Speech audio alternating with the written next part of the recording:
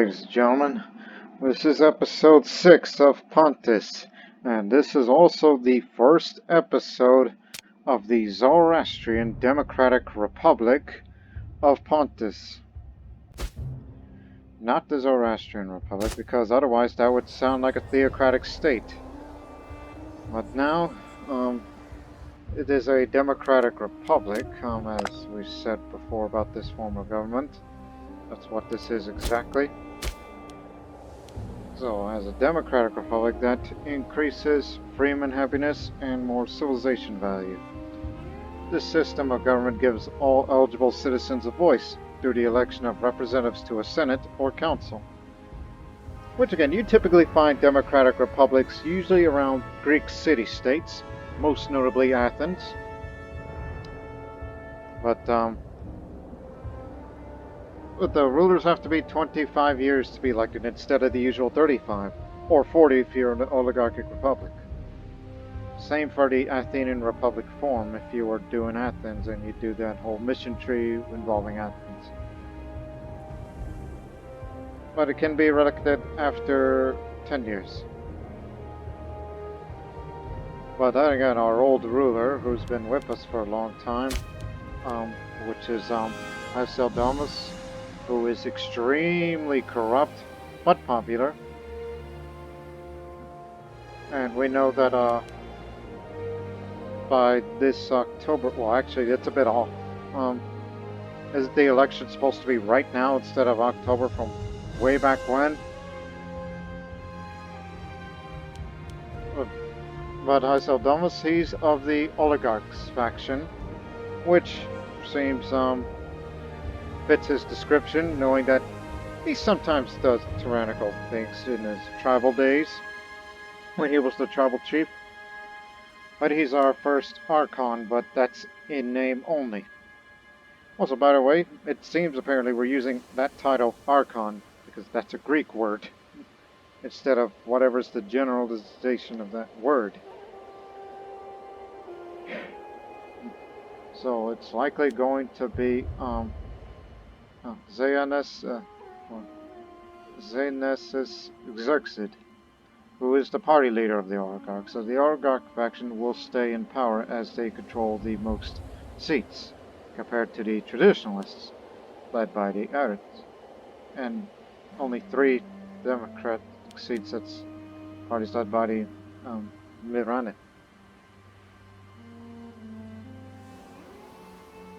So basically, as the same as it was when we were a tribe, we were mainly oligarchic-like. We were more warlike, which we had to expand to ensure the survival of our nation.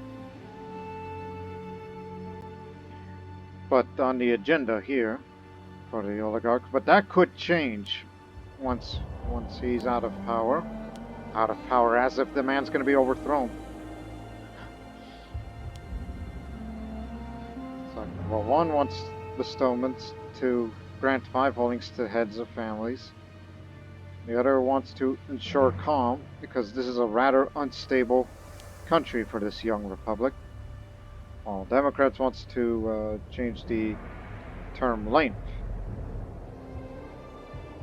by limiting time, which means they would much prefer shortened terms. But the winds of change is still here. Where's this modifier? It's around here somewhere. Ah, here it is. Yes, the threshold of civil war is lowered, but in 4 years we can enact another law change. Which means if I wanted to, I could have lifetime elections right now, and that would be even more approval from oligarchs.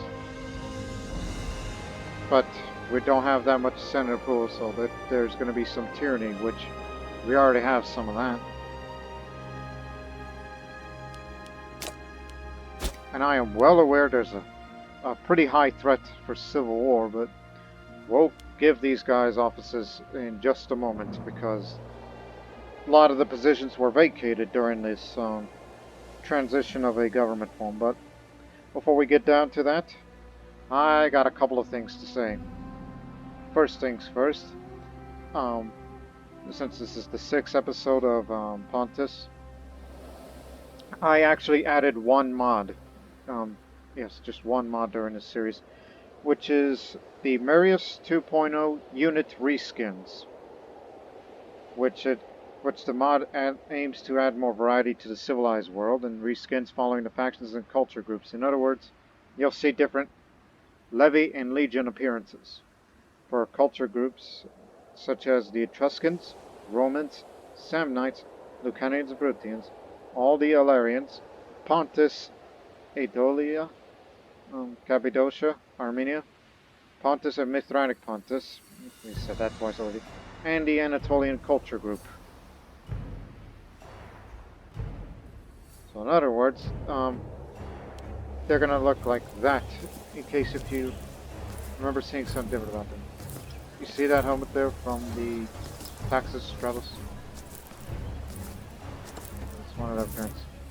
And there's the Armenian Army. Let me turn that for you. Hold on. So you can get a good look at them. Of the Armenian. So in other words, yes, our units look different.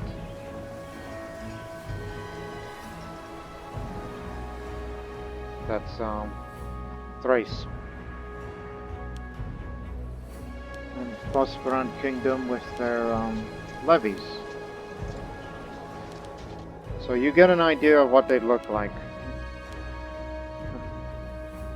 And some would think, and this is probably for role-playing reasons, like since we put this mod, since Pontus uses the Persian unit models, and now with this mod, well, you could say they had a bit of a uniform changes, just to reflect to moving from tribal to republic.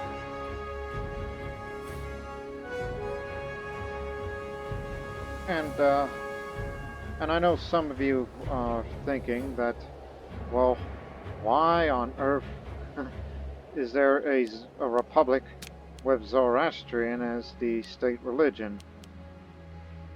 Even though, as far as the overview is concerned, the Anatolian culture is still the dominant one, of course.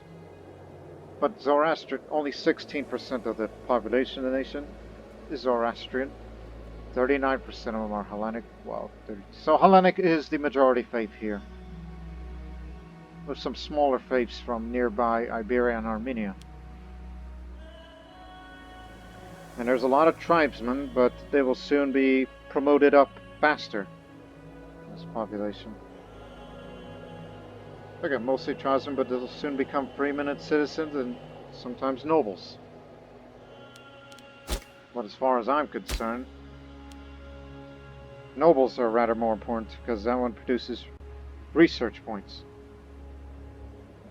Citizens increase local manpower and research points, so we need more of them. Freeman gives you monopoly, easy for me to say, local manpower and base tax, while the tribesmen give very little now to us. But more will be promoted faster.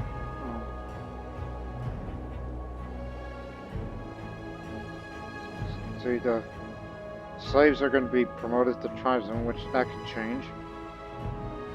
And freedom demoted to be slave.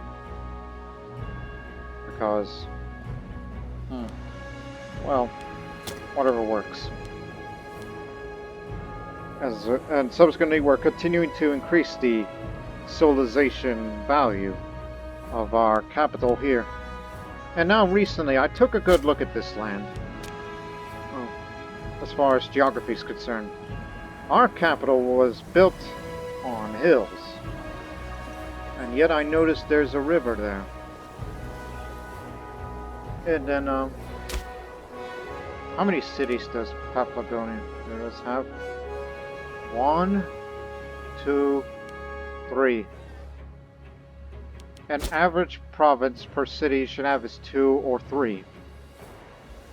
I recently thought about, and this was a possibility of a new location to build a new city upon here, as it's already Cappadocian culture. But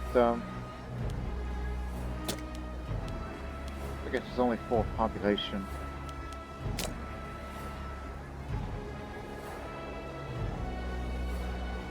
Ah, this is where you're supposed to look. There's only a few, only has one Zoroastrian, but the rest of them are still playing.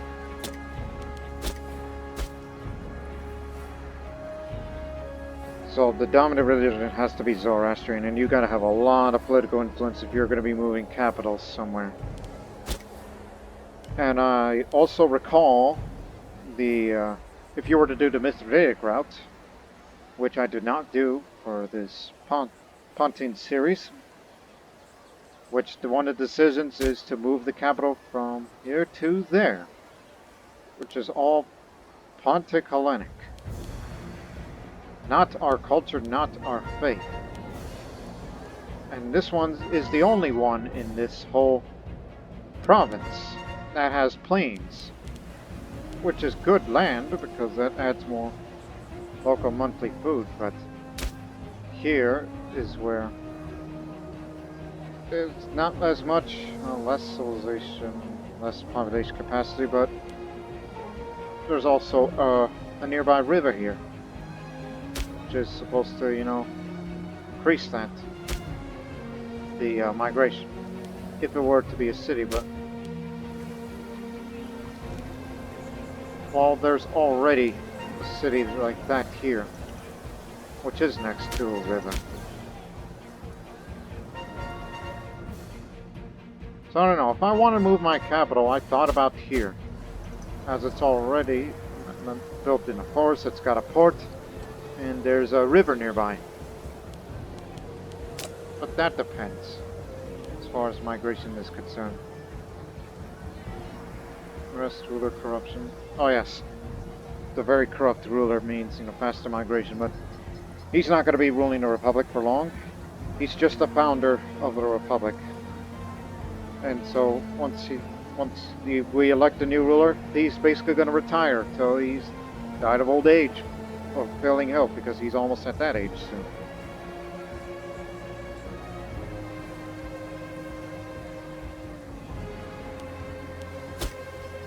So I suggest that this area here, which is a mixed population, there's not enough Zoroastrians to make a difference.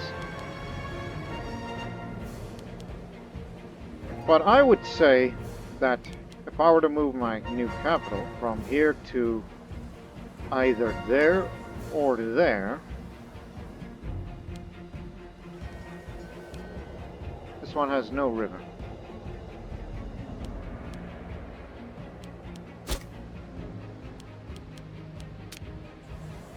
Again, it's just an idea.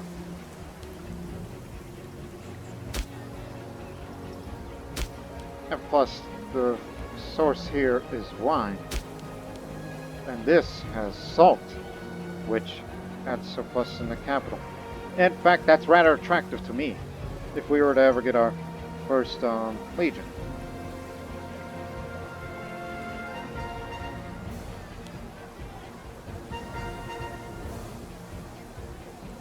And finally, I want to say this before we finally get this show on the road and appoint some of these people their jobs and stay loyal so we don't get threatened by a civil war, which would no doubt devastate the country, devastate the young republic. Now, some of you are thinking, why is there a Zoroastrian country with a democratic republic form? Why is it not a monarchy like everybody else, like the Armenians and whatnot, or the Achaemenid Empire in the past? Well, it's due to the curiosity of, you know, democracy in general. We know it's invented by the Greeks, and at the same time it's invented by the Indians. But apparently there was some form of that in the early Iranians, with their regional elected councils. But obviously I'm playing as an Anatolian country and not Iranian, but worship to a religion that was of Iranian origin, and that's, you know, Zoroastrianism. It was said that during the Achaemenid Empire, in a debate over the constitution of Iran, Otanes argued in favor of democracy. However, he did not succeed. He enumerated 5 characteristic parts of the democracy, 1. Inequality of rights for all. 2. The rejection of arbitrary powers or their exercise by Eastern princes. 3. Appointment to offices by lot. 4. Responsibility in office. And 5. Deliberation in common and permanent laws in popular assemblies. But at least by the time of the Parthian Empire, the appointment of kings was through election in their parliament, which in that way the king could be representative of the whole nation.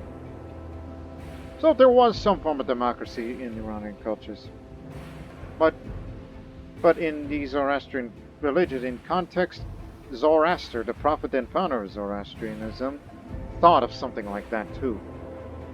In the Gathas, which is composed and written by Zoroaster himself,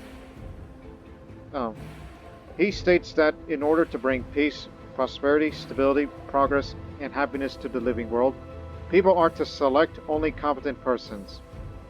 In Song 16 in the Gathas, one of the scriptures, is particularly dedicated to the Vahu Kasra Varya, which literally means good domain worthy of choice. It shows an ideal government must be an elected one.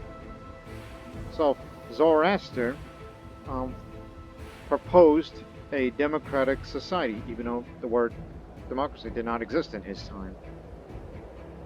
Which, of course, the date of his existence is still debatable to this day by scholars. In its most sacred prayer of the Ahunavar, choice of the Lord, Zoroastrians are taught that their lord and leader are to be chosen through a good mind and only on account of their individual righteousness. This sets the basis for a spiritual and political democracy as far back as nearly 4 millennia ago, which is, again, the earliest attested dates that Zoroaster may have existed, or when the religion was founded. And finally, Zoroaster, the Iranian prophet, advised people to listen to all parties and choose the best of them. He said in Yasna 30, paragraph 2, "O people, listen to others and accept the best of them, and consider them with a bright and deep thinking. Every man and woman should choose the path of good and abide by his or her own." He did not discriminate between man and woman in this regard and counted them equally. In Yasna 30, he also said, "Hearken with your ears to these best counsels. Reflect upon them with illuminated judgment. Let each one choose his creed with that freedom of choice. Let's have great events. O ye, be awake to these my announcements." So, this was his dream, and now the Pontine dream has been achieved. We are a democratic republic. But yet, not everybody here is Zoroastrian, but it will eventually grow with time when we wish to convert the populace faster. But our first priority, at least here in this episode, since we have high aggressive expansion and some more exhaustion, and manpower's in recovery, we are in no mood to go to any more wars at this time. Instead, we got to stabilize this young republic. And if we don't, then there'll be more bloodshed between us. Between, one would think that favors democracy, and those who didn't like us of the decisions we made were pro-monarchy.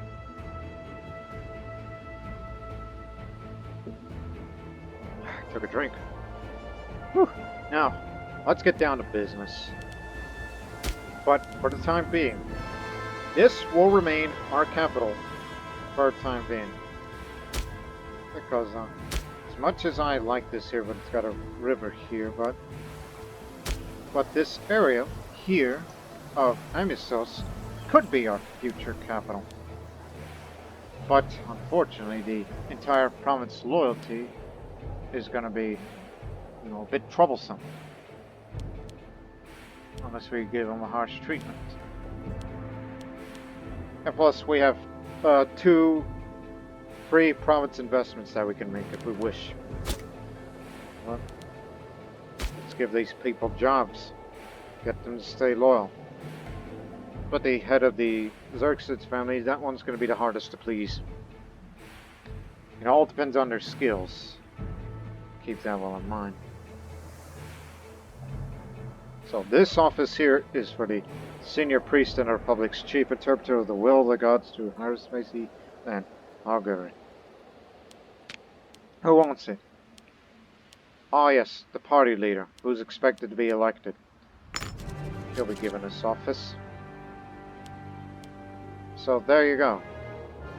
Come around now. Now this magistrate here is this office that manages the Republic's economy and conduct of foreign and domestic trade, ensuring a smooth flow of currency and goods. Who wants it?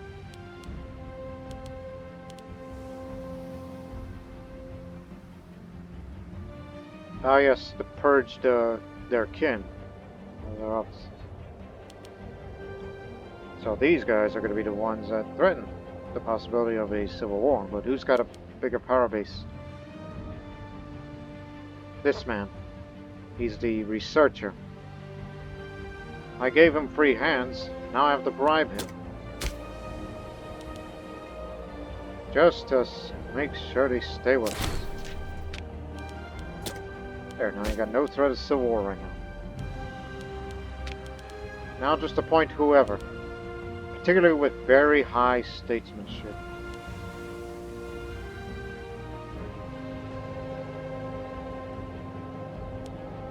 Actually give that to him. He's got the same level of charisma.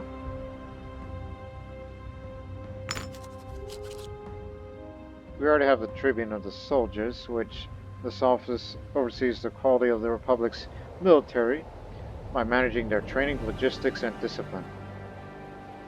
Which that one's for monthly military experience. Now, Tribune of the Treasury is this office in charge of administering the Republic's treasury by ensuring the collection of taxes and the payment of military pension. Well, it's going to be you, because I saw you there. That would increase our national tax big time, thanks to you. We already have our high priest, which is responsible for overseeing the priesthood, conducting state sacrifices and religious festivals, which, unfortunately, he's not that well skilled. We need to replace him. But this man, much better. Now, Tribune of the People. This office represents the Republic's freemen with the authority to check the power of the Senate and intervene on behalf of the freemen in courts. That one requires finesse. You are about as corrupt as I am. But thanks to the Assembly of Residences, we can reduce corruption. But that's very slow. You'll do. That adds more monthly civilization change. One of the benefits of being a republic. And don't forget that the magistrate also reduces aggressive expansion, which is what we're trying to get rid of here. That's why I chose republic over monarchy. And everybody knows the position. The most senior doctor of the republic and is responsible for the care of senior politicians and their families. And it's going to be this man, who's very loyal.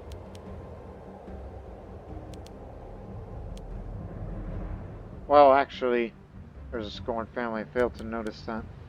They aren't. Well, it'll be you instead. Which isn't going to help much.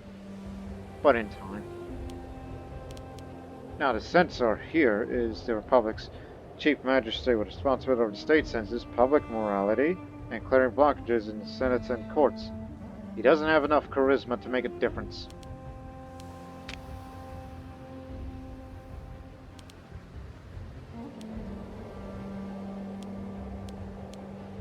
Look, we know in this election of what's coming up.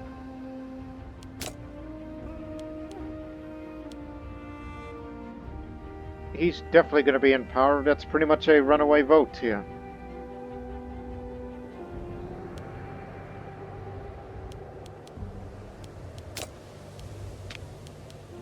So I'll just give it to you because not of the Democratic Party, but it's more of a, well, we need talent.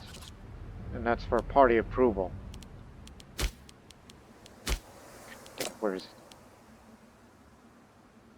Yes, there's a lot of tyranny, and there's plenty of grateful families here, and extremely corrupt, so that doesn't help. Neither is the traditionalist. And I know the pantheon contains unorthodox deities that are non-Zoroastrian, but in time, we will switch. Especially when we replace Athena with Zoroaster. But this omen is currently active for how long? I don't remember, because I don't remember when I last called it. We already have these two Yazatas, but we have to replace Athena with Zoroaster. As much as we'd like to get more research points, since we're technologically far behind those times. But the research rate can increase based on those who are the researchers, and the amount of nobles and citizens in this country, even as far back as over there.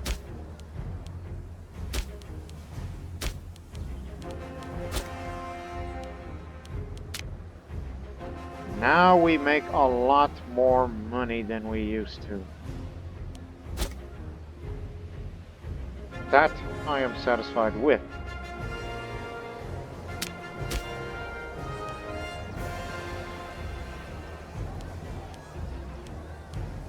Newly captured area of this part of Armenia.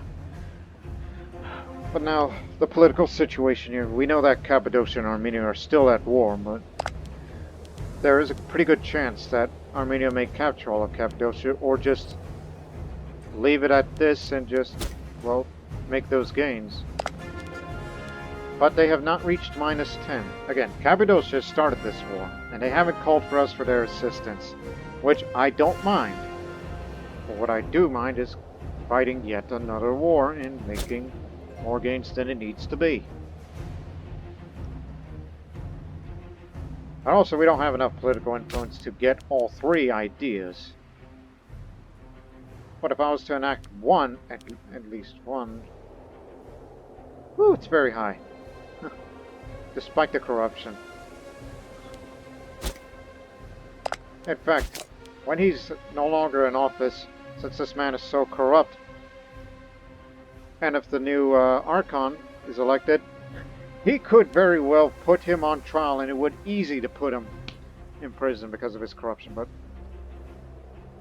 that's something a sane man would do. Sane, not insane. Sane man.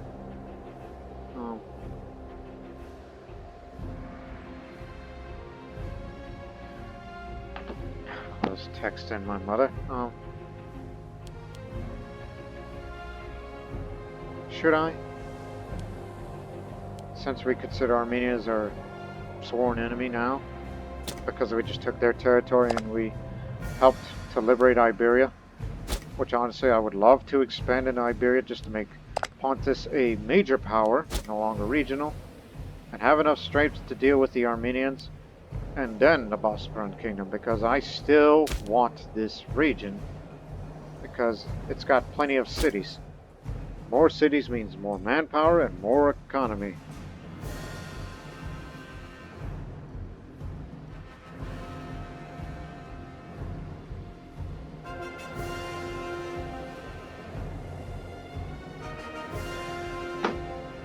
Okay, but here's the one thing I'm more concerned. Not just only disloyalties and whatever Armenia is doing. I'm concerned with Thrace. They have too many relations, and we're just, friends personally, and we're allies. The Archon has to befriend this man more often. There is room for another. So, you have to save up the political influence just to befriend this man, so don't put any national ideas yet. So, it's been nearly 30 minutes, so let's get it over with.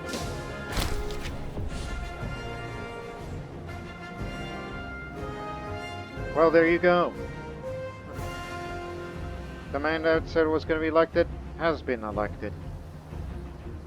Xenesis Xerxid. The oligarchs are still in control, which reduces build cost and more noble happiness. We know who he was.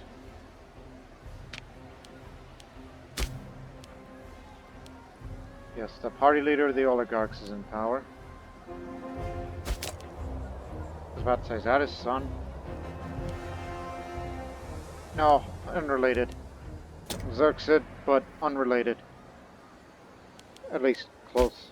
He was the younger. Oh yes, the man with the extremely high statesmanship despite the corruption. Maybe we ought to give him something. Make him look like he's still rather important to this young republic. And that makes the Omen power jump up really high.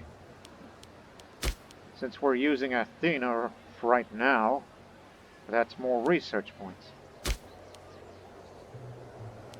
And it kind of makes you think Zoroaster should wait? But I know we will have unpopular support in the Senate now. Since the oligarchs are still in power, there's still tyranny.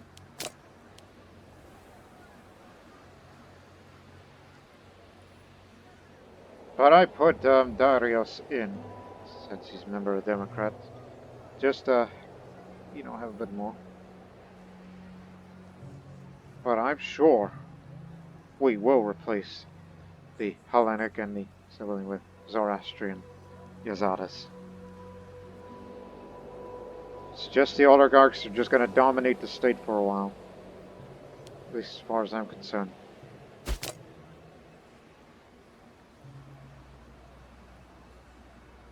Over time, he's going to become a traditionalist.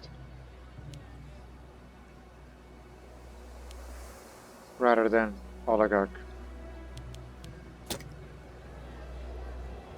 So you could say, despite the fact that this is a young republic, but Senate's not going to get along. Knowing that we're still bitter between one another. Them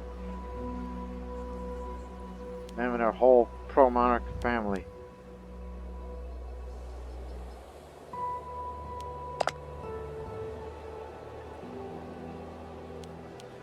I have to befriend this man.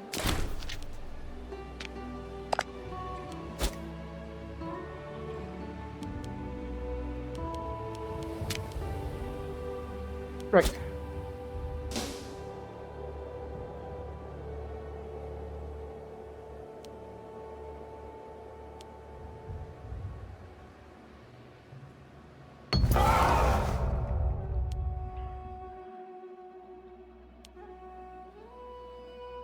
And apparently he was very popular too.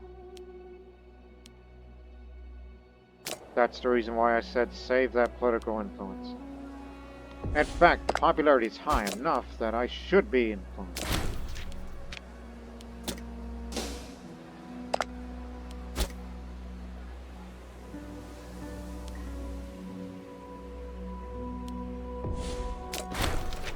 Thank you.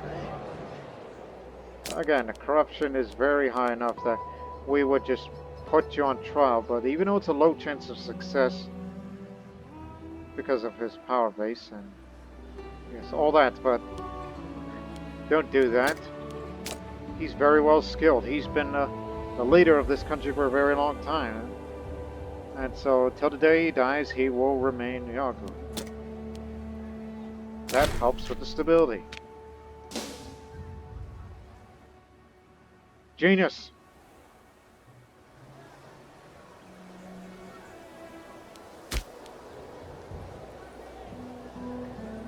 So all we need is just faster research and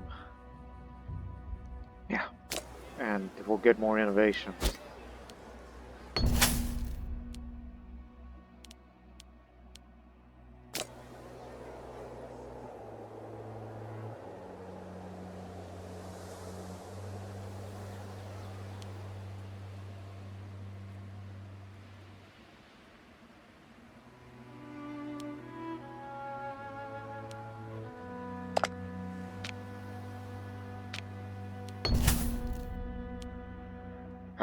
Here goes all that money.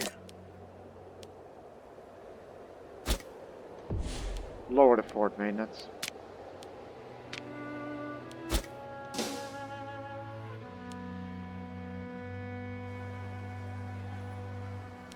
Also, what's our election day now?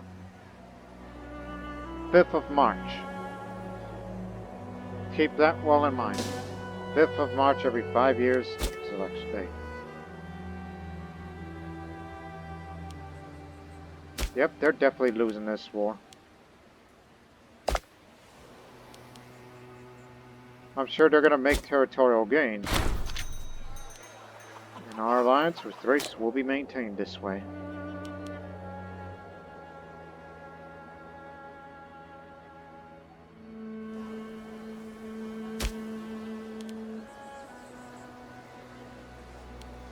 Again, thought about building a city here until I realized, oh, there's already something like this. Right over here.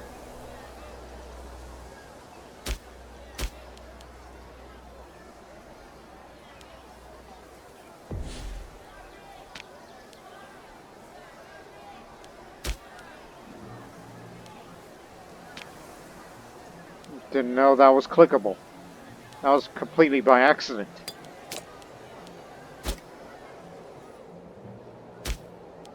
But unfortunately, that province loyalty is going to be a real problem here.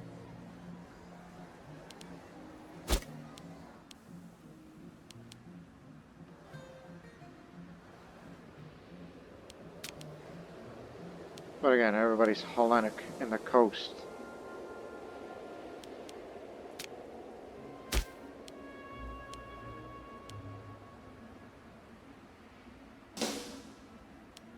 Well, we'll have to switch it soon since it's almost nearly fully civilized as far as the Maxim is concerned.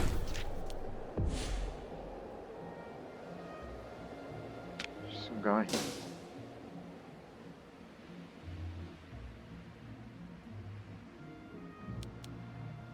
Yeah, whatever decisions you make politically, what if it's making alliances or improving relations, the Senate's not going to like it and you're going to get a lot of tyranny for this.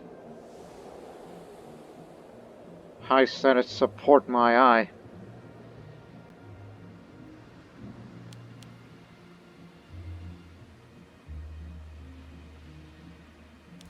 Cappadocia liberated here. So they're still hanging on. They're still struggling. Are you sure you're not going to call us? I mean, our truce with Armenia is not to expire until in 3 years.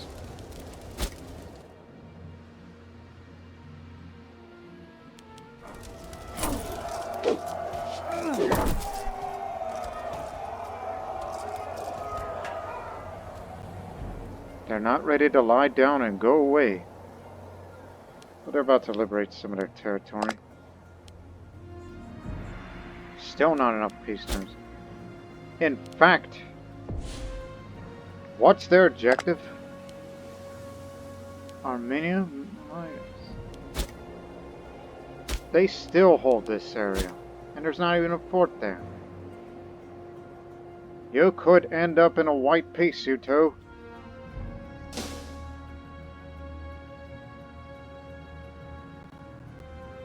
That's what I was worried about.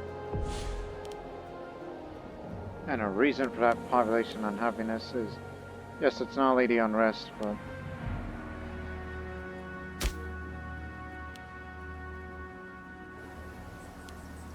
let me see.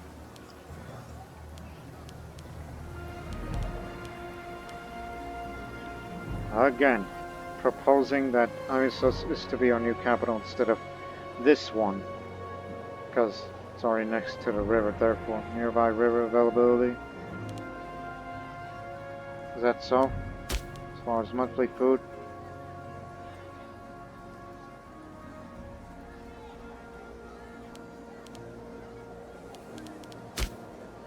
Oh, that. I was about to say, what is that? Oh, it's that.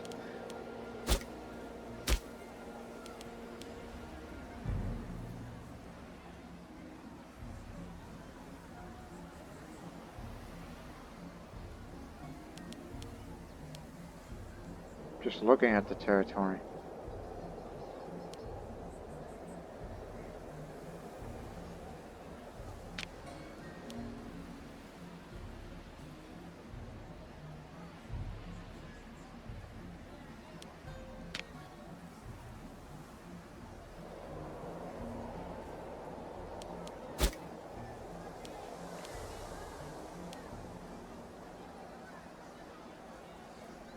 It's just a thought. And where does this river come from? The source is from Zara, and it goes down that way, and through Phrygia, and then all the way there. And where does this one come from?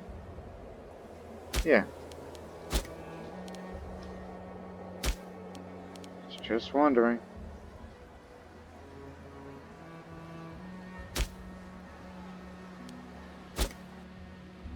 There's no major rivers in this entire area. I mean, there's nothing like the Nile or that one little major river by Masale doesn't exist anymore. Oh. Yeah. And of course, who could forget the Danube?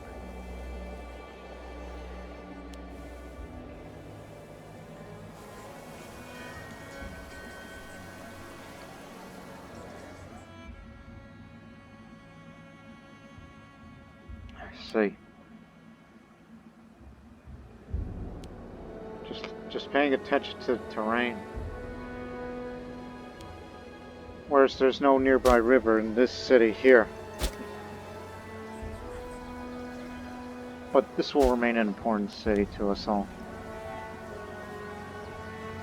As far as geography is concerned.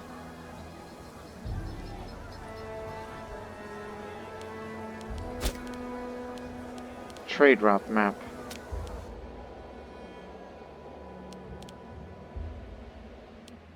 Wasn't there something like that? What I mean is there's another map type. Hang on. Trade route. You already have that. I saw something like that, or am I crazy? Yeah, you're crazy.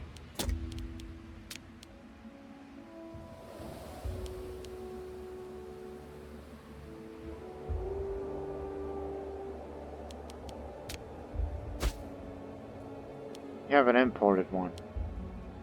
Oh then. Something to please these folks. How about this?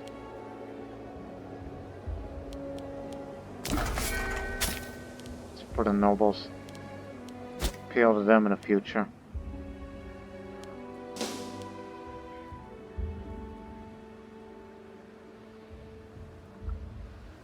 Again, if Cappadocia calls, if they're still going to be at war these next 2 years, which I think it'll be over by then, I will most definitely intervene. And since we're no longer tribal, oh no, we still got a very good number. We still have chariots. Lots of infantry. But now there's this legion. When the correct laws have been enabled, you will be able to raise legions from various regions under your control.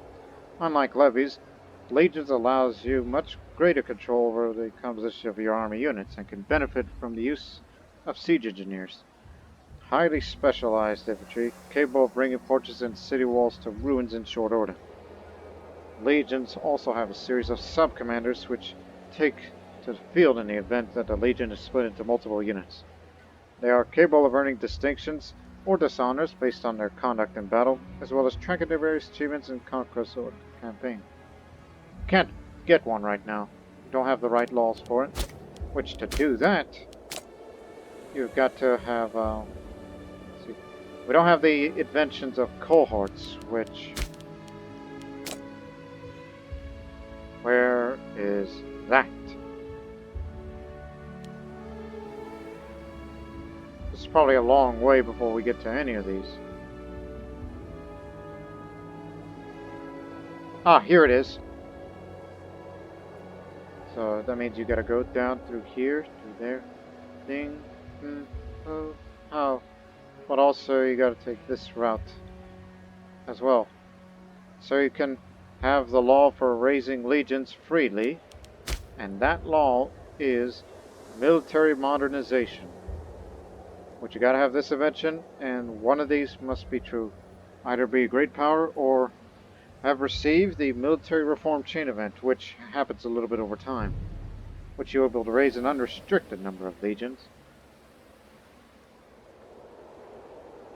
This one, not raise any legions, but Provisioning Act, you gotta have professional training, but we're able to raise a legion. Okay. I got it. So professional training is what's needed. Which, it's not that far from here. When we level up these couples, so we gotta get basic training, active drill, and then professional training. There you go. And with the Provisioning Act, which differs from Citizen Militia, which is just levy size multiplier. This one would have the levy size reduced, but it will form our first legion this way. But it says that Pontus does not have regional power status. But we are a regional power. It says it right here.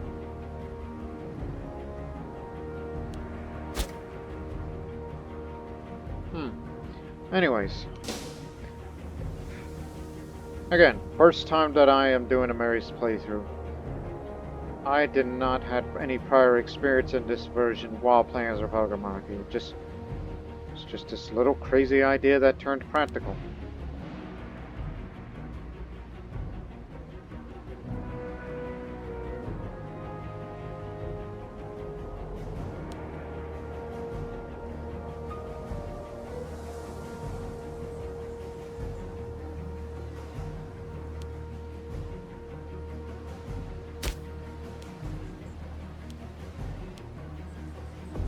It's about to be fully civilized, change it. Originally we had a religious conversion because we did say that Zoroastrianism is a priority now. So that will do. The people around here are still of the native Anatolian faith, but that will change when we convert more to Zoroastrians. Especially whenever we will build our first great temple, which there's too few people in the village. I thought you were supposed to have a certain invention. I guess just wait for more people to come in, now that it's a highly civilized city around here. In fact, it is. Peace! There's peace!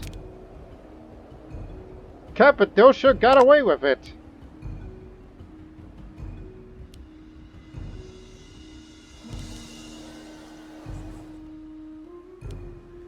No way. They did it.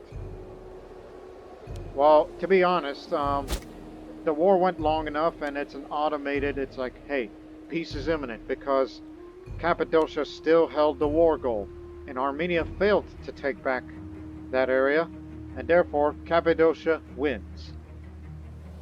Armenia lost more land.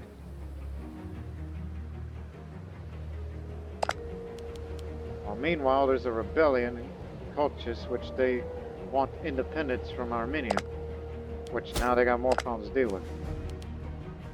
But unfortunately, Iberia gave them access, but the bigger news of that is that Armenia has no manpower left to refill their forces, which makes them easily vulnerable from the Seleucid Empire if they want to strike over there.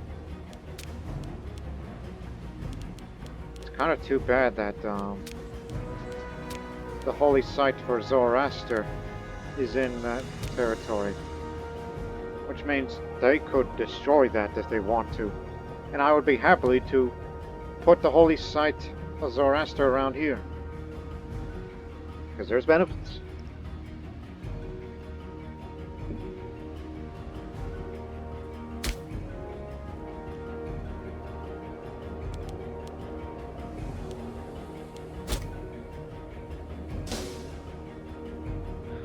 As I said, you really got away with it. Just come to our attention that a pirate lair has sprung up in Nearly. The local merchants and traders clamorous to root out these parts so that their trade ships can continue to sail along our shores unmolested. And an advisor comes up to him and says, "My Archon, I have a cunning plan." You see.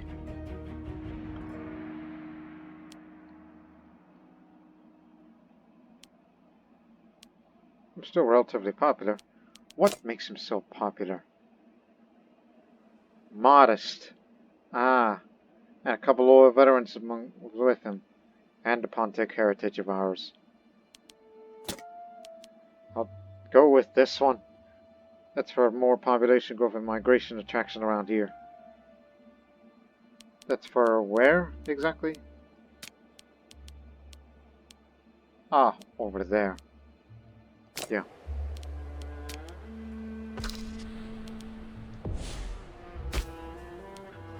Yeah, they're becoming a menace. No choice. It'll now start going the other way around. And maybe eventually start converting the populace to Zoroastrian.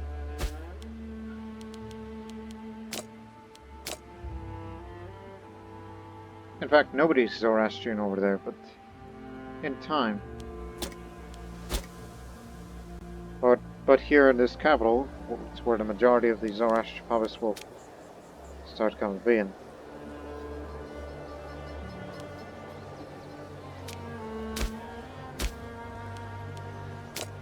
Of course, neglected little cities, including this provincial capital here.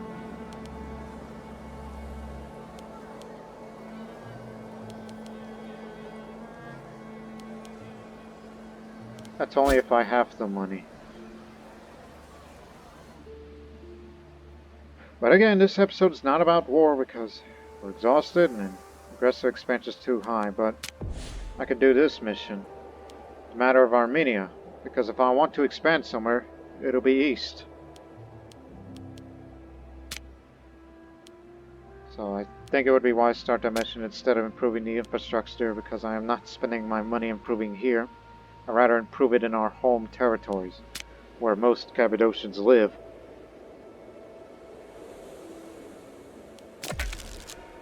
So, Armenia's Imperator, Tauron, and Vasparkan, as part of Armenia region, not part of Cappadocia. So, here, and there. Basically deep in the heartland of Armenian territories. And then you will go over there.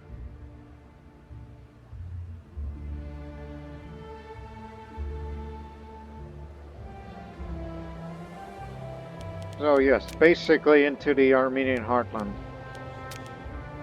Knowing our future conflicts will have to be against Armenia and Iberia. Areas like up there will have to come at a later time. So consult the assembly,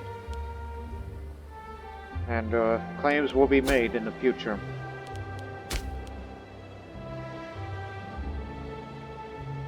But we're still civilizing everybody.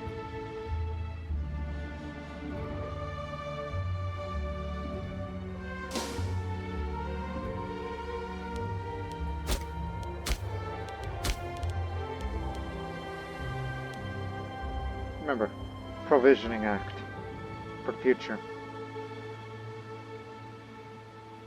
But it all depends on what do they want.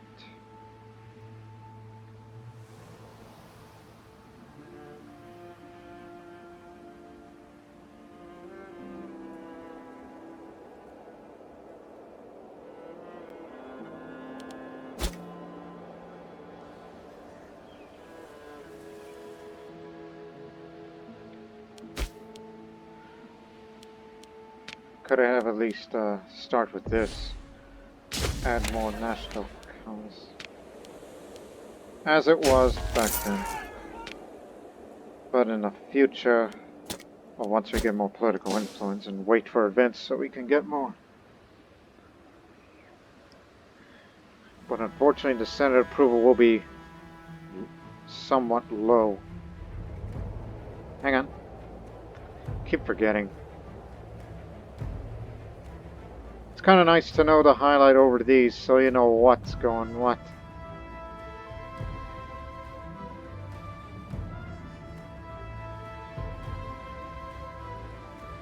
Again, we're trying to stabilize the country if we can get rid of that aggressive expansion and those prisoners that are living in foreign lands die off, because I can't get them over here.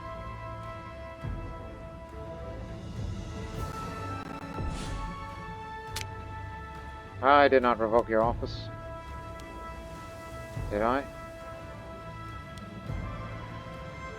Yeah, I think I may have. I'm no good at remembering names and faces.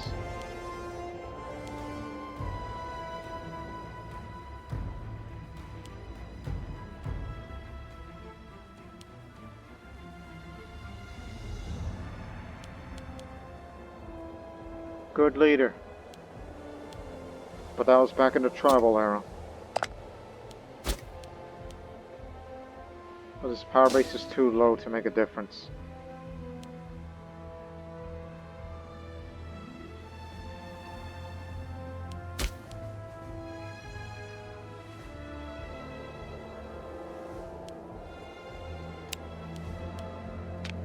So mark that in planning. So that's a reminder.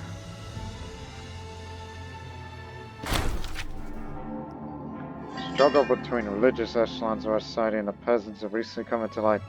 As the populace at large feel like the religious ceremonies are inaccessible and distant, on the other hand, our high priest and his attendants demand a distance needed to do their jobs properly, and the argument the peasants have no rights to the inner workings of our religious ceremonies.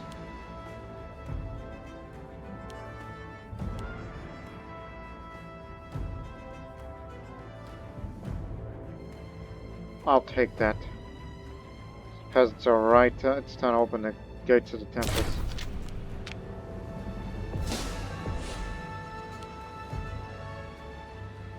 Sometimes I underestimate things.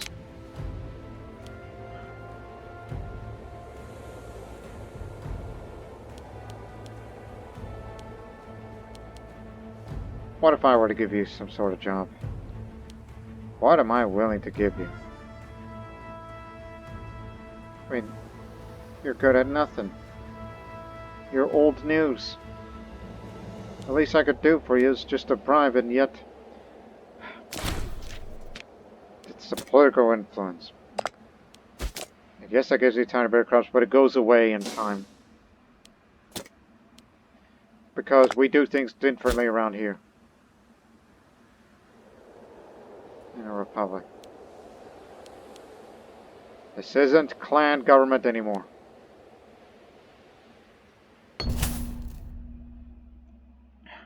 An argument has been raging for some time now between Boa and Kireg. The gist of the matter involves sizable colony wealth, with each claimant certain that they are the rightful owner. After many months of fruitless discussion, both parties have agreed to let Archon decide on the solution.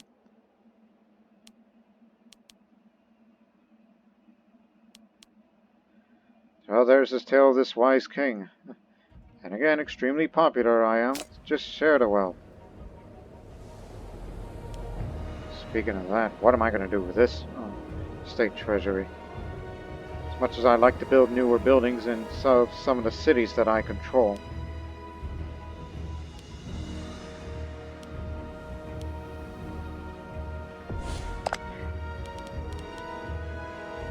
And if I had my brothers, I would love to expand to Phrygia, but we would be next to the Seleucid Empire, which is a precarious place to be, knowing how large the land is and the number of levies it could potentially command.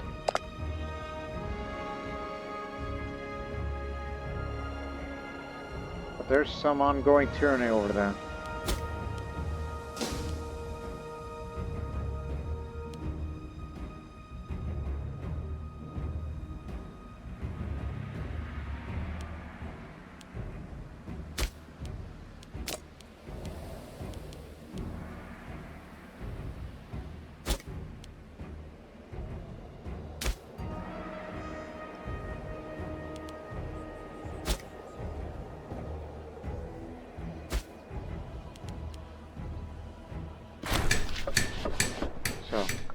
cannot build any great temples because you gotta have the invention, open religion.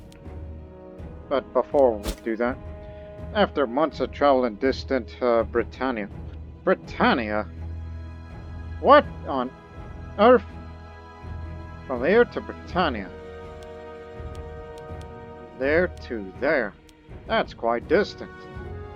Hasseldamus, the former tribal chief and father of the nation, adopted an obscene form of dress.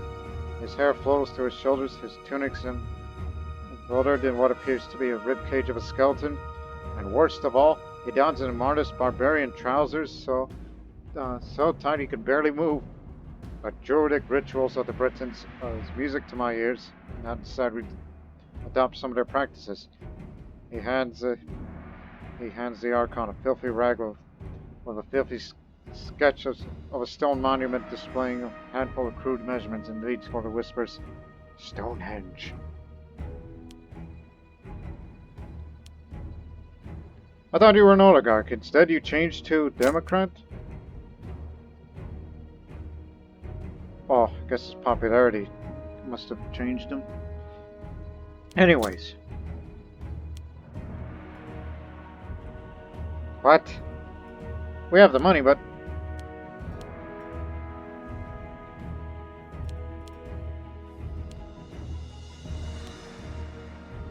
Starts the construction in Pimlis.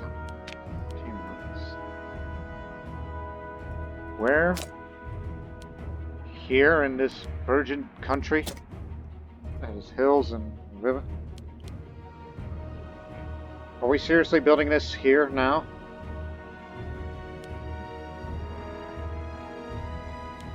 I was gonna save my money on something, but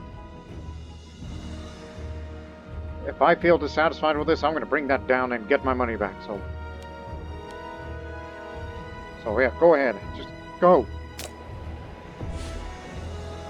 We're building a living rock of Stonehenge, which is being built here.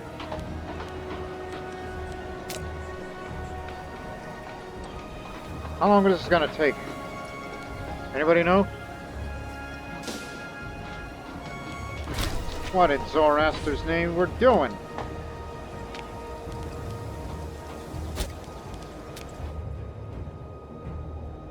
It has a mixed population of Canaanite, Sabbalinite, and Zoroastrian. And we're deciding to build a living rock of Stonehenge because the former tribal chief was inspired by what's going on over there in Britannia. And we're investing our money in that. Open religion. Ah, here it is.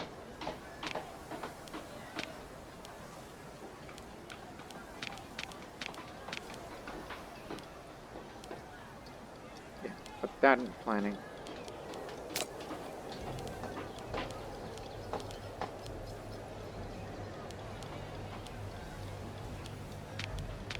That one's a must-have.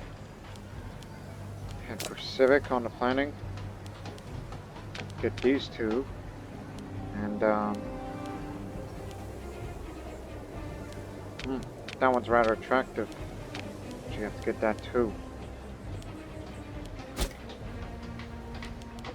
Here we go. Now we know our future plans for innovations.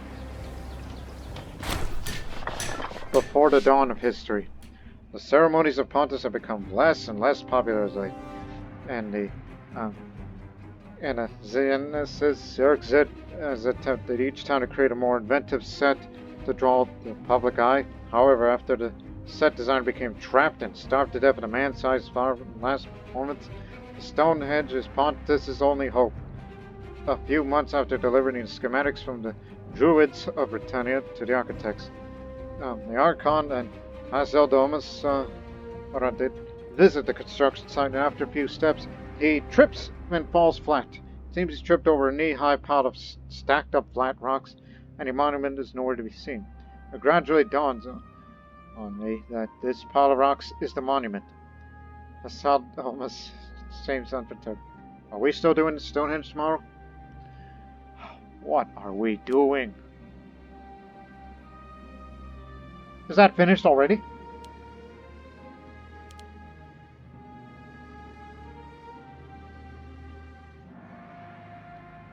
have any political influence. I would have negative political influence if you would do that.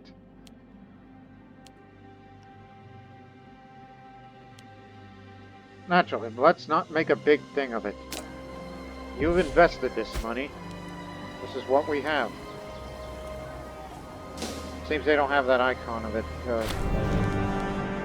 what now? The pipes of Pan. Just moments before the Stonehenge unveiling ceremony in the central market of Pimlitha, it is reported that the hired musicians meant to provide merriment during the event have tragically perished in a freak accident in the Hanging Gardens of Babylon. Only Senus Exit and Asel Domus are left to perform the act. After picking up a lyre, the Archon, in a new pair of barbarian trousers, copies the stance of Asel Domus' legs as far as possible. Zen says Xerxes, lead lyre, cries Azeldomus to the crowd composed of the garrison of Demolissa forced to assemble around a tiny stone circle. Ah, damn it!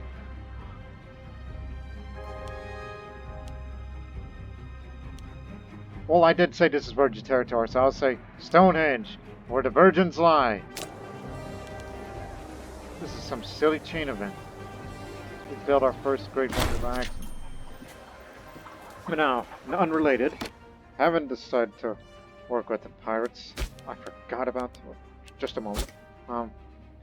Pontus sent their envoys to their captain and established diplomatic relations. The pirates have shown their interest in the overtures of cooperation.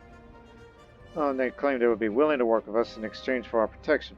The question remains, however, as to how we prefer to make best use of the pirates' skills. We will designate all of it near Inferior as a safe haven for pirates. In return, they will protect our trade while forcibly diverting our neighbors' trade ships to our ports, or will they share their expertise and experience of our shipwrights and sailors? We ain't got no navy. Actually, you do gain a navy.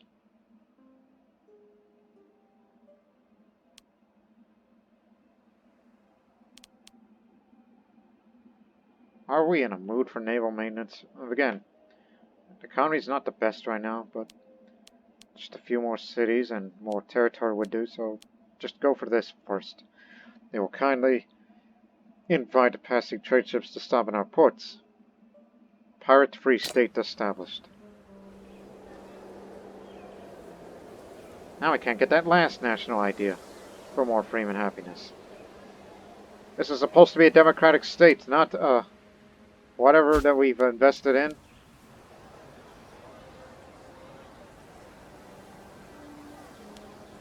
But if we wish to tear it down, do I get a refund?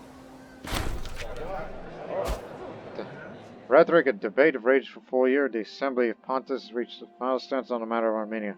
Drawing a sharp breath, the herald recites, Armenia must belong to Pontus. Enhanced militarization. There goes our diplomatic reputation, which isn't going to be good for countries like Thrace. But one would think, yeah, we're ready for war, but we just gotta wait for the aggressive expansion to go down to ideally at least 5 or less before we start our conflicts with, you know, Iberia and Armenia. Which looks like Armenia will retain Gochus.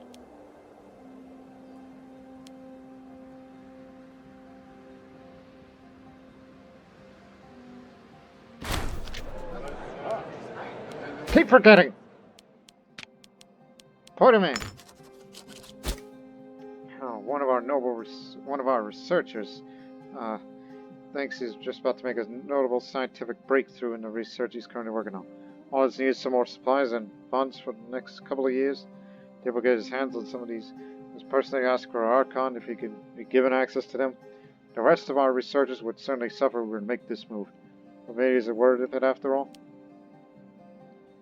Ugh, corrupt research, which it'll happen to all, but it'll make big advances on the oratory, and you know how I want an innovation. It'll be a big advance. Because remember, focus on getting this so we can get a legion ourselves, so we can better defend our young republic. Or alternatively, we don't want to reduce the research points, which will have bad research ratio for 5 years, and be less corrupt, and go for this. There are no funds set aside, but I think I know the solution. So, I guess small advances will do, rather than a big one, which is beneficial. Hang on. Put that here. Pay attention to the oratory events. See? We could have easily got one innovation right now, but don't rush the day.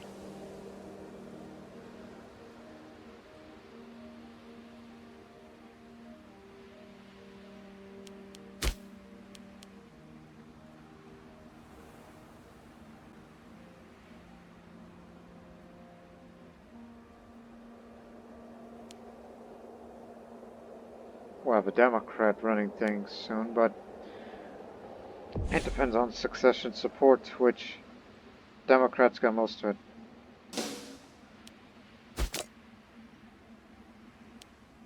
Don't worry about his health.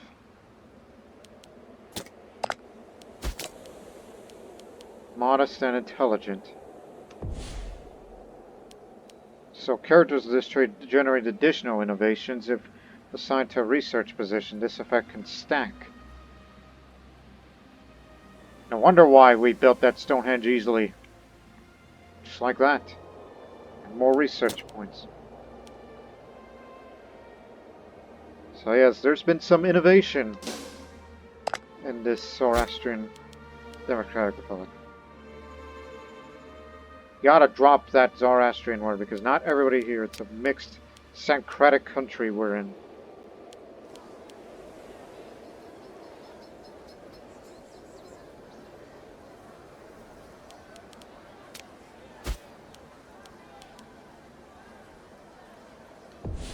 But it does have omen observations. Yeah, it does help with the omen power.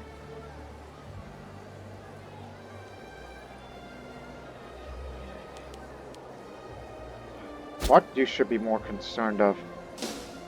More innovations, or convert to the faith for the populace? Age finds all of us in the end. Even the priests and surgeons shake their heads when confronted with venerable decline of human body. As the Archon's finding out, he may not have much time left. He's got the gout.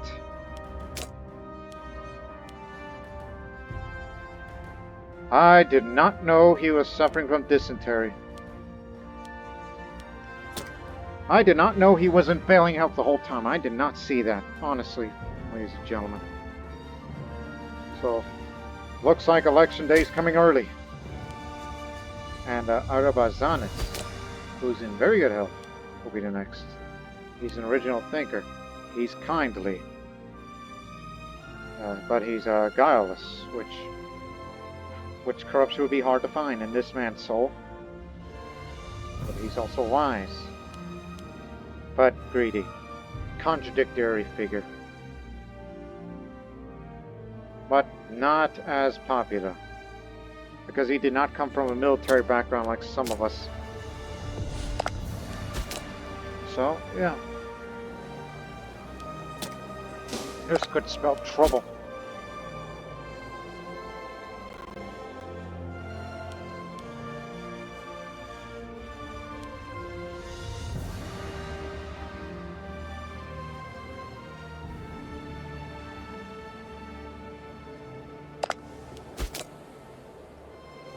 Pay attention.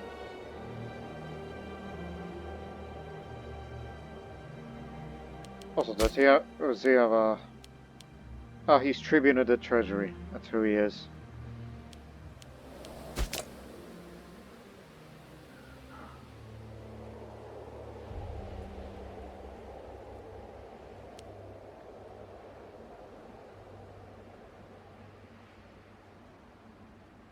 Sure, we got money, but we got no political influence, unfortunately. So we can't use that popularity now.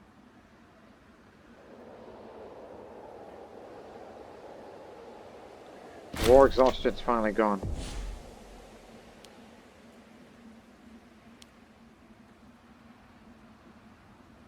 He was the Democrat Party leader. Oh, now he's the party leader of the Democrats, the former tribal chief. Nice to know. So we just passed through March.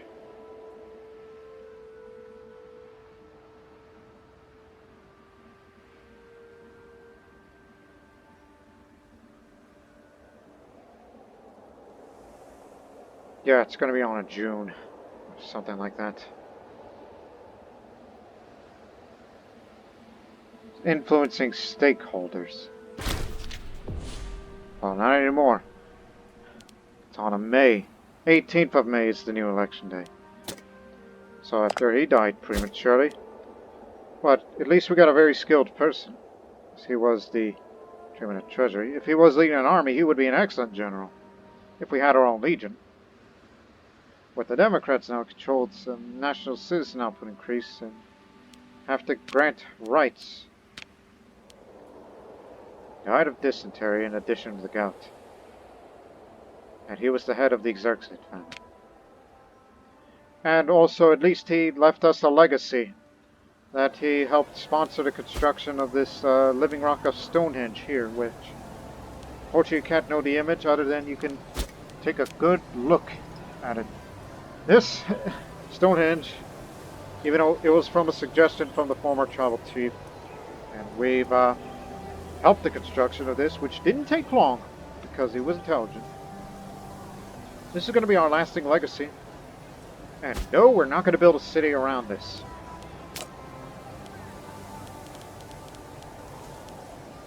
It produces wood here, but instead we use that space to... With the current prestige right now, it's 18. It can be improved upon, but at least it helps us with the omen power. And not many folks live here. And who in the right mind would want to live here? Just come to this city instead.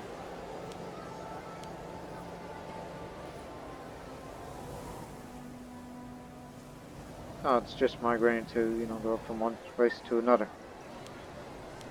It's just people are going to be passing by. Like when they go through the forest and then they go through this river and go to this hill.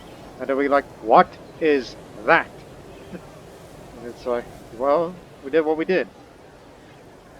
But, unfortunately, since the Democrat is running the show, this support for the Senate isn't going to be improved upon, so we're practically going to sit our hands on foreign decisions.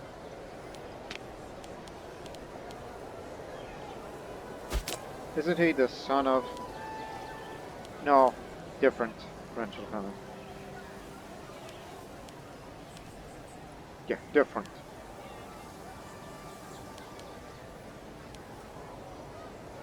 And he's actually my rival.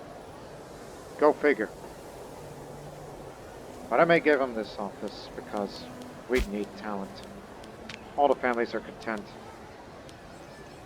Well, I don't know about that because, the Democrats, they don't particularly like live grateful families, so you got to give it to somebody else different. Like this one. Doesn't come from a major family, but the statesmanship is low. And not in good health.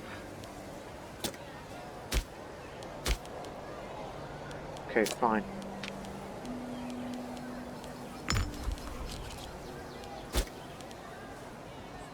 Sorry about this.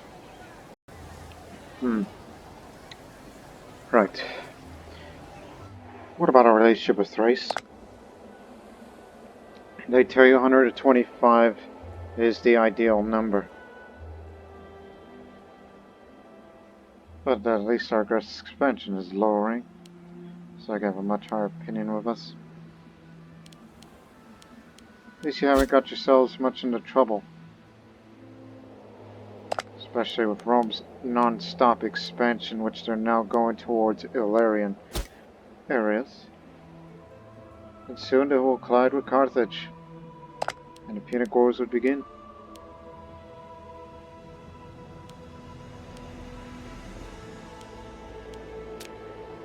But it seems Carthage was very fast on integrating their everything.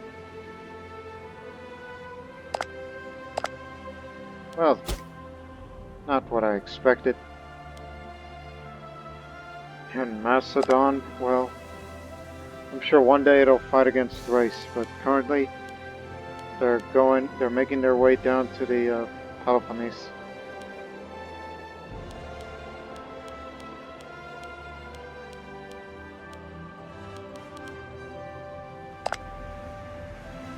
Really, Athens freed themselves, an ally of Sparta. I think it must be that Athenian mission where it says declare independence, and that's what they did. It seems that if you were to play as Athens in this current update, I think you're in a slightly better position, but beware of Macedon. If, you know, Antigonids lose their land and then the Antigonids now rule Macedon. Yeah. I see. And of course, Egypt is big as a... I don't know why, because I was about to say big as a house, but that doesn't make sense. But if you want to talk big, look no further than the Seleucid Empire. Which they haven't gone to war with anybody yet.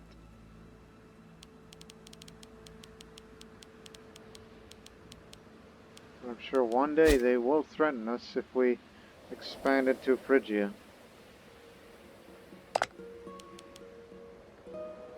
But they do threaten Cappadocia too.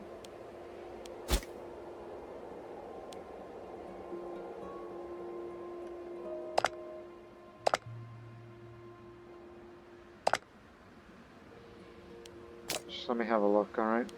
I know we still have a truce with them. And we both have a truce, so... But not with Iberia. Yeah, both of you have low manpower. And we do have a truce with them, which will expire in a year's time. We don't know how strong Iberia is when we liberated them, which is a ripe opportunity for me to take some of their territory. They only control parts of Armenia Superior. In fact, the whole of Armenia Superior belongs to Iberia. But till the day when we reach to this part of Armenia where it's mostly Zoroastrian. In fact, Artaxerxes was the capital of Armenia. Well, where's their capital then? Oh, seriously? That's their capital. It's an enclave. Boy, did we severely weaken them after the last war. Anyways, get back to business. I don't know what's going to happen with Thrace. But the manpower has increased significantly thanks to civilizing and the population promotion. That all the tribesmen are becoming freemen and citizens, thus increasing manpower. As well as its recovery rate, which, as we said, no doubt we're ready for war, but I don't want to start one yet. And I gotta do something about this Senate approval, how to increase it. Because the things we do around here, they're just not suited for it. But it is going up slowly. What can we import?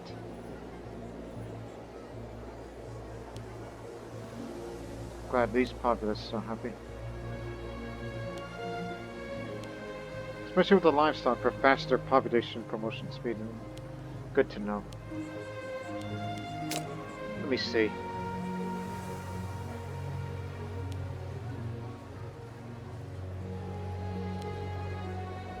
I'm just looking.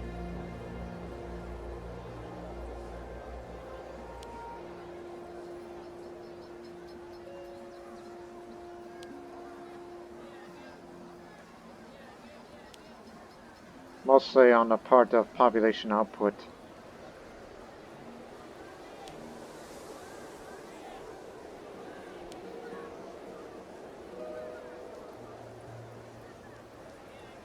Okay, now go down here.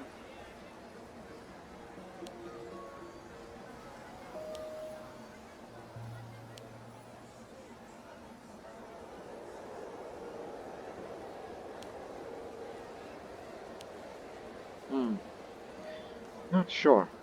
Got any horses? Plenty.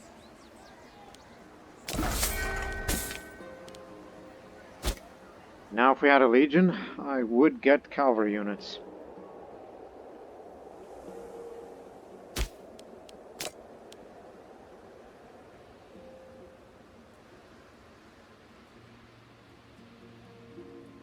That's another thing you should be looking for.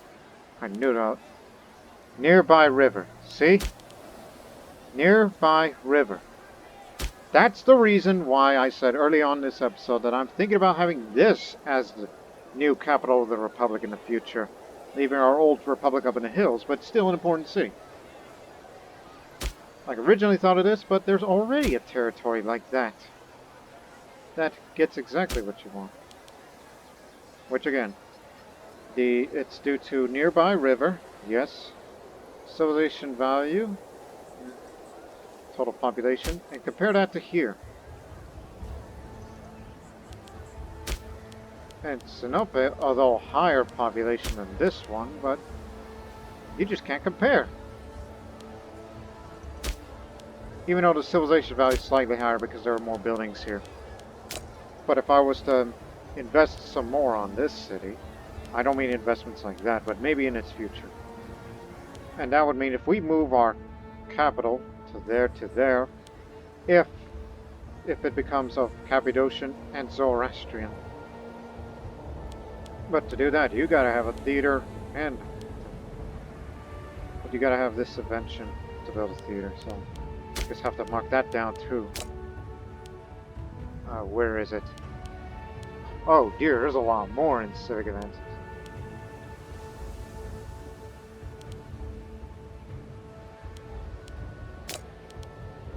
Let me look.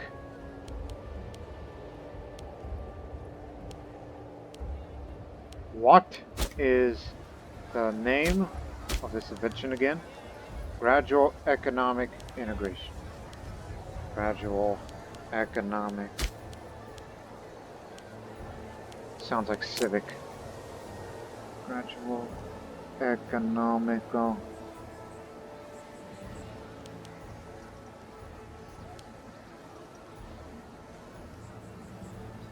Again, it's a long name for an invention.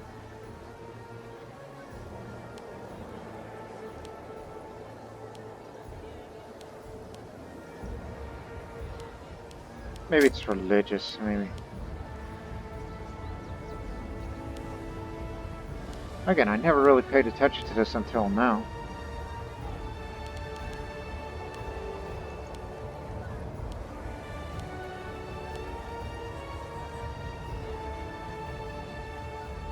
Oh, you're supposed to click the wheel of the mouse to get a movement like this. Ah, okay. Remember that long name.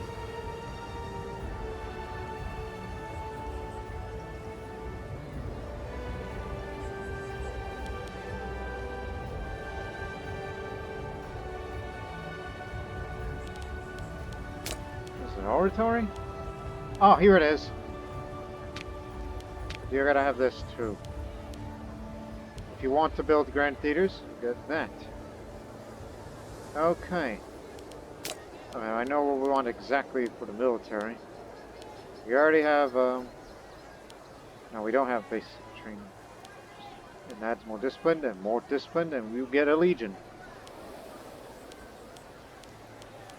And the force march unit ability, well, that one you're gonna also have to get in the future, which you have to go through this all the way. That's planning mode. Okay, I understand now. We got a long ways to go. We were a tribal for the longest time, but now I think what you should invest is more libraries.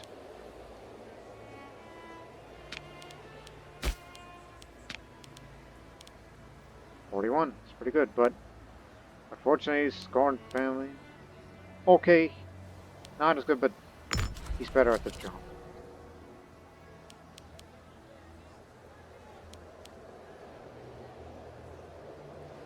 You're not the head of the family, are you?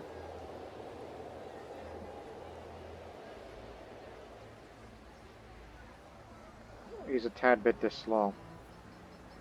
I'll tell you what, I'm gonna give you free hands for this. No, you stay low, but if I see you as corrupt as corruption gets, I don't know, I can't think of a phrase, which is the equivalent of Richard and Croesus. And we don't mean Croesus, that great warrior of ours, or Mazel rest his soul, but yeah, you know what I mean.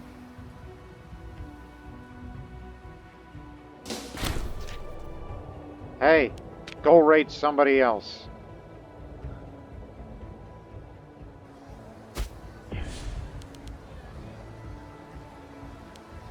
Local research points, yes. More libraries.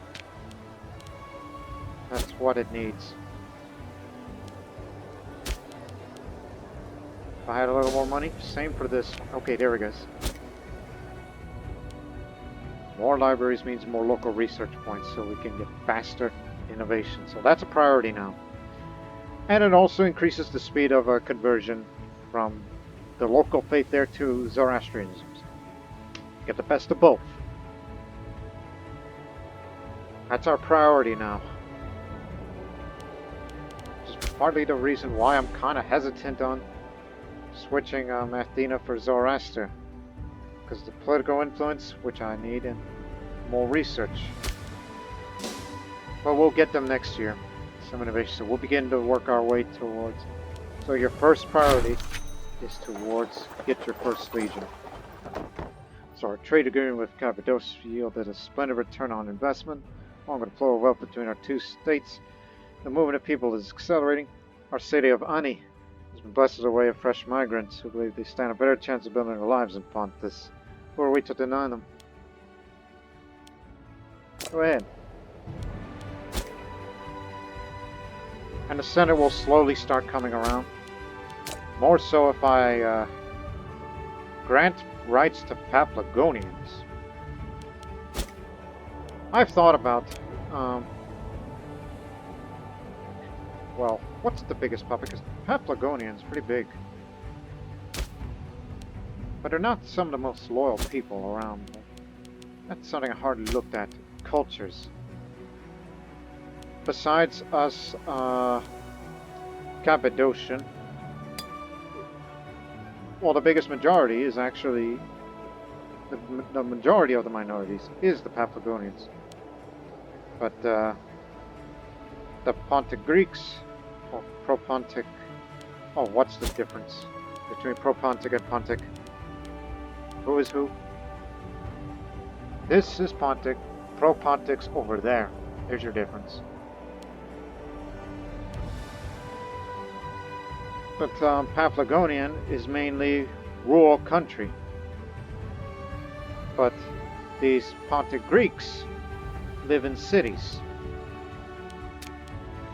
I thought about integrating them first.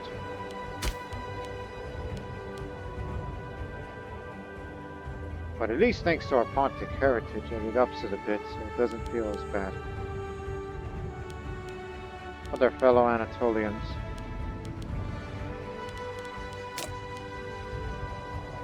We don't have that kind.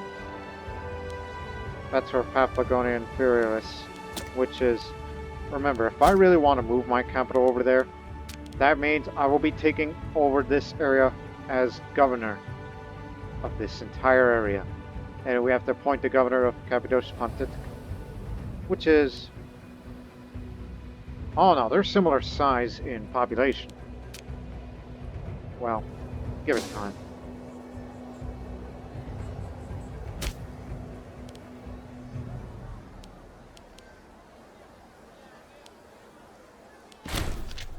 Again, we've built a bunch of academies over here. Oh, that's coaches.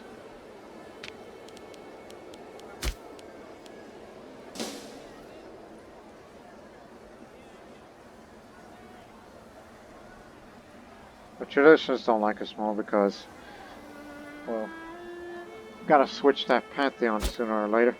Matter of fact, stop that right now. Do you remember this, Winds of Change? But unfortunately, slow Senate approval and those damn prisoners.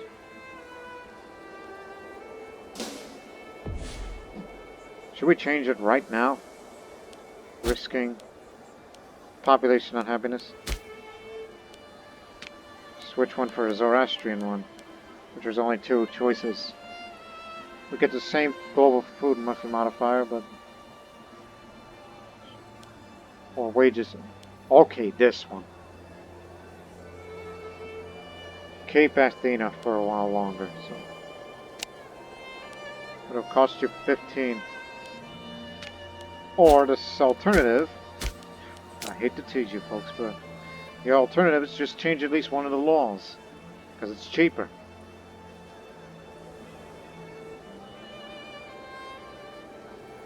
That's manpower recovery speed. Don't touch that. We don't have any of these. But this one gives us a lot of levies until we get the Provisioning Act enacted.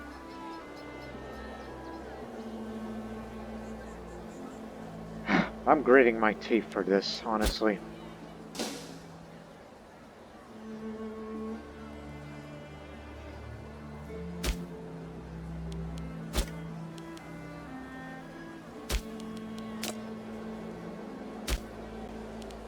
Basically, any populace has a large number of nobles. Each city's got to have a library. You got till September.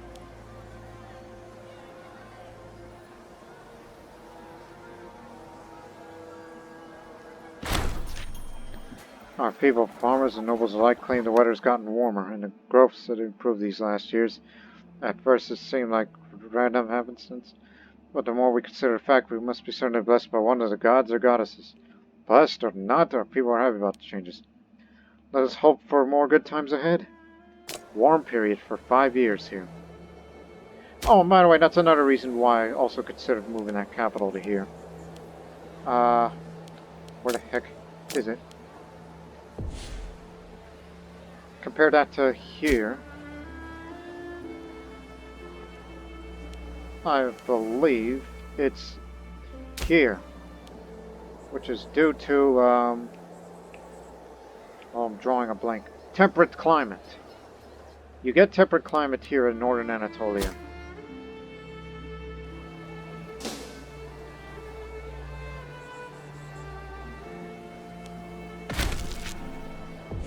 Here we go. Just made some advances. Just remember, basic training. Turn that off. And when we get 2 more innovations, we'll go for professional training. And we'll get our first legion, even though the size of our levies will be reduced. We have enough money to maintain a legion of a certain type. Basically, our first national army of the Republic. The first grand army of the Republic if we were to be that big. We have the manpower to support it. In addition with the levies, that would compensate it.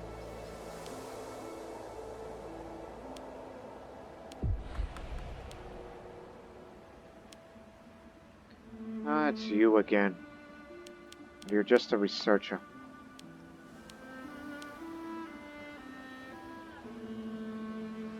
How much is that, to be exact? No risk of civil war. It's just only a 2.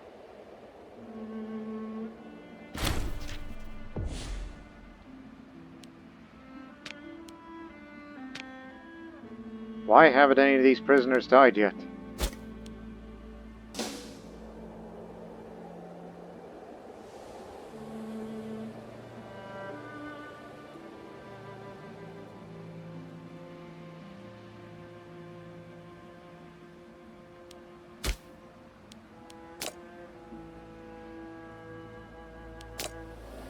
By the way, who's next?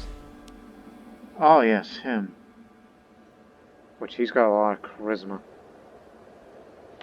when my term ends. I know the agenda is to grant rights, and I guess we'll be forced to do that if they really push that through. Don't we already have Assembly of Residents law?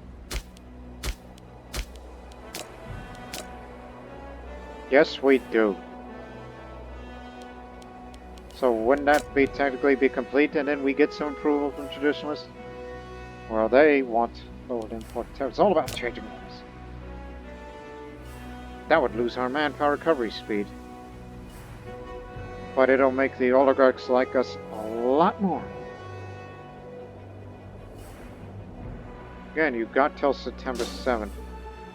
You'll have slightly lowered stability, but don't have enough political influence, so I don't think it matters. The wealthier residents of Sessan sent a formal petition on behalf of the entire province, complaining about the harsh ways of their governor. It seems that this taxation policy is causing quite a quarrel amongst the landowners, who are having to work their slaves to the bone in order to meet tax quotas. It is certainly unusual for our subjects to complain in such a manner. Perhaps we ought to consider arguments carefully.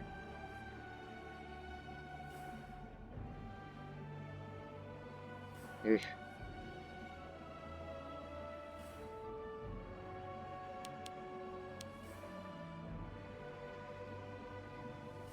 Oh, I know what to do exactly, and a little tyranny doesn't hurt. I'm gonna put you back in there. Whether they like it or not. Because you're certainly most experienced.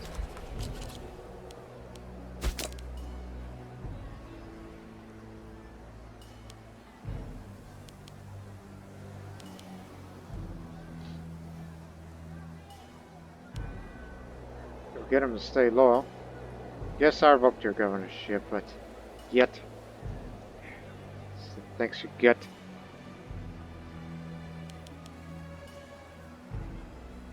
That ain't gonna help with the loyalty.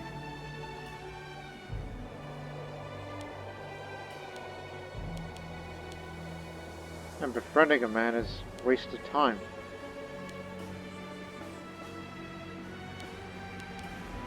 Screw it, I'll bribe him. You're gonna regret it later. Cannot change any laws. So it was a waste of time. But do not worry. This gets rid of it pretty fast because I'm guileless as well.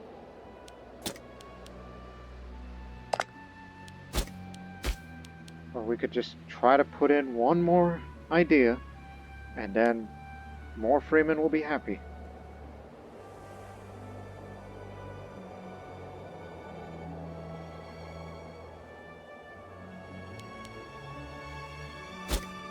It's just it's hard to please everybody these days.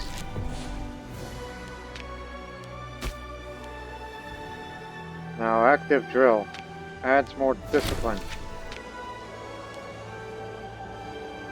And in a few months' time, we will have professional training, and we will allow a law to raise a legion.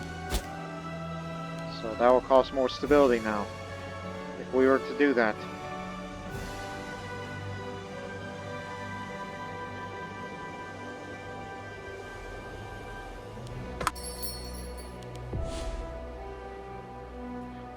You're not going to last that long. No, thank you.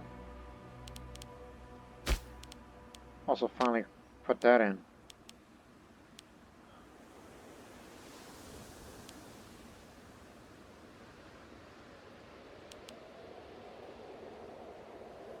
I don't think loyalty is going to be that much fun since we ain't got much in, so go for this.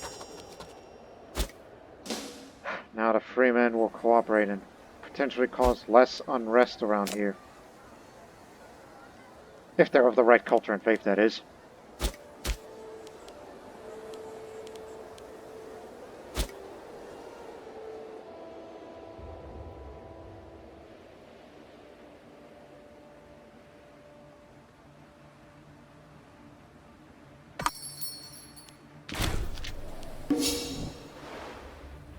Did it say Parthia? Oh my goodness. that the Arcosian war? Oh, you're going down that way and the Morians are moving up this way? Big mistake. Perhaps not.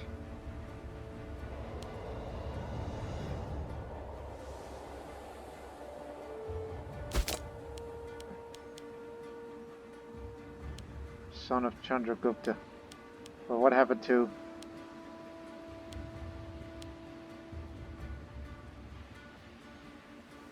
Because I recall...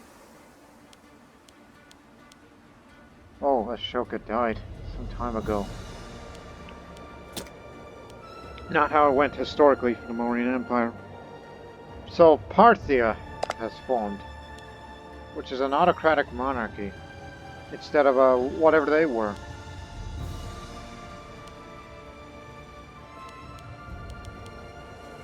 But now they've done screwed themselves, and now we would probably most likely see a big Mauryan expansion, which, yes, they even reached all the way over there. We might be in contact with the Morians if this keeps up. We'll end the episode very soon once we get one more innovation. And then after we get, unlock the innovation that allows we pass the law to form a legion, then I'll start looking to get more. The one for the temples.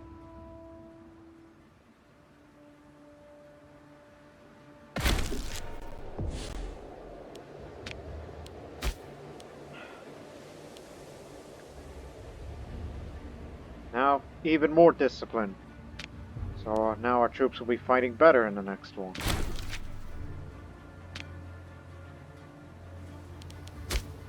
Don't rush it, but have a look. I mean, you do not have the political influence, but it says does not have regional power status, and yet we are. The oligarchs and traditions will like it, but Democrats not so much, which I can understand. It adds more national manpower, but it reduces the levy size about as much as the noble elite. And this will do, but it would be a lot better if it went for military modernization. But that's only if you had the invention of cohorts, which is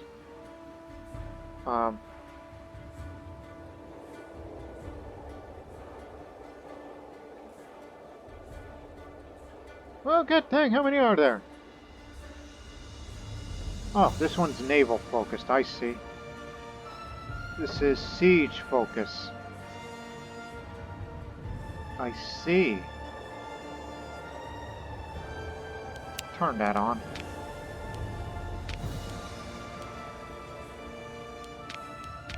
That should be for this way. A lot of siege abilities. So you might as well go for that. And we're not a naval intensive country, and we don't really plan on it, even if we have our own navy. But in this case, just for starters, cohorts. That's all the way down there. So to go for that path, you have to go down this way. And eventually that too. Look, you got what you want, but you should focus on open religion, so go down this way for more unintegrated culture group happiness, which helps stability.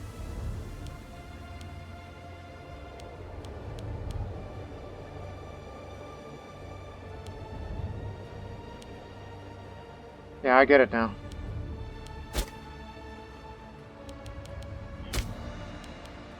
And now it's not going to be until by the end of this year.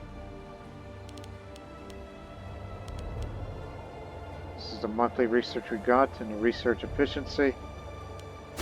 But thanks to libraries we have now, and we could potentially build more.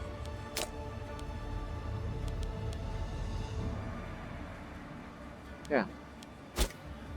But with that, ladies and gentlemen, we're going to end this episode on that note on the 1st of January. So we're starting to move in the right direction, but until we get our political influence up, should we really replace Citizen Militia with Provisioning Act? That will have the ability to raise a legion? We have the money.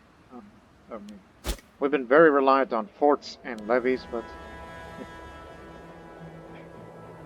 it's almost time, I believe, that we would start fighting in the next conflict, which will likely be with Iberia.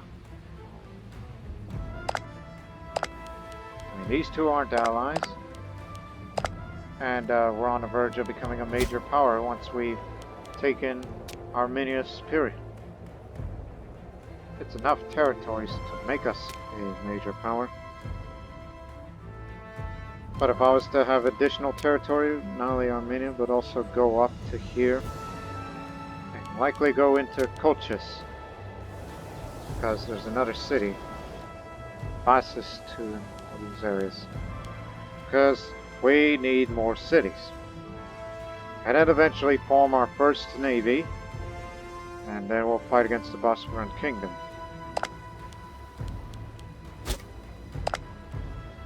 They're regional powers like us, but they don't have much room to expand, as, well, they're currently at war, so now they're going that way. Okay, we've made up our mind then. Iberia, Armenia, Bosporan Kingdom, your main enemies. Not them, too chaotic and afraid of the Seleucids, that they may take advantage on a weak nation like us.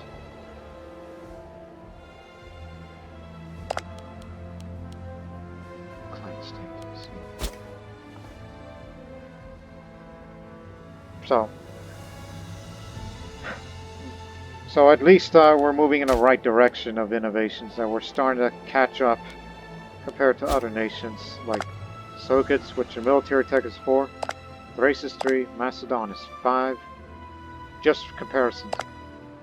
Armenia is 1, Iberia is 2, so we're basically at their level, but not at the level of the Diadochi. No. Rome is catching up as well, as they are. Oh my goodness. They're at war with Macedon right now to take Aetolia.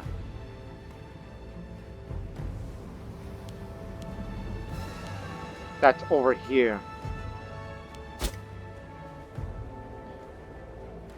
Yep. We ought to start worrying about Rome one of these days. But the real question is, does Rome have a casus belli on Thrace? No.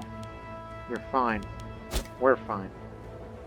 That's the reason why expanding eastwards and then north would be good for Pontus. Obviously cannot go west, north-south. And with that, ladies and gentlemen, we leave you with this. And we hope for good words, good thoughts, and good deeds continue on Pontus for great progress in this young democracy. But very soon we will be fighting another war, which no doubt we are more than ready for it. I mean, we're no longer tribesmen. As a matter of fact, one last look. Yeah, we definitely moved away from tribesmen. Everybody's either freemen, citizens, or some nobles now. But Zoroastrian is still a minority, with Hellenic as the majority of faith. But give it time. It would probably take 100 years before we see a lot of Zoroastrian, especially this capital. If these pagans were to stop coming over here. And of course, that wonder that we built over here, which is a sure sight, but it's slowly increasing its prestige, and I guess we can up a tier in the future if I really want to invest in that. So we hope you join us in the next episode. But until then, so long for now.